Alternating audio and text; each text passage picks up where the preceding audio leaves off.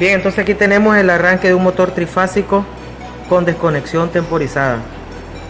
Ya hemos hecho la simulación en el software KD Simul.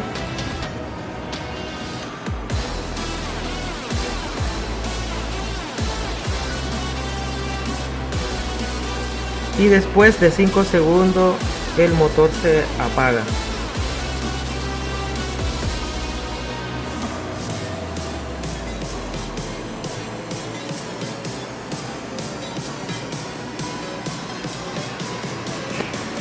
Y en la maqueta ya hemos hecho el montaje de los elementos.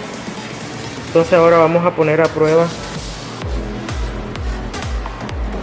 Vamos a alimentar al circuito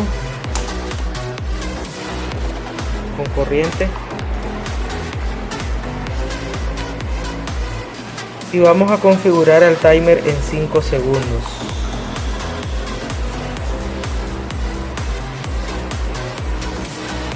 Aquí tenemos los controles,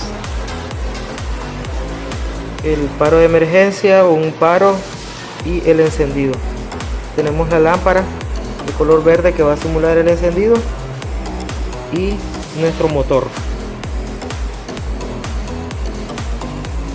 Bien. Entonces, al pulsar marcha, el motor se va a encender y también la lámpara indicadora. Vamos a ver. Ahora observamos de que el timer ya hizo su función. Le vamos a poner más tiempo.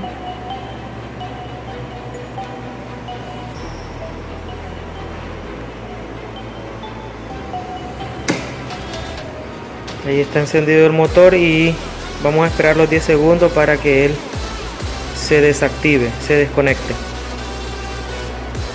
La luz roja del timer indica de que está activándose correctamente. Vamos a hacerlo una segunda vez.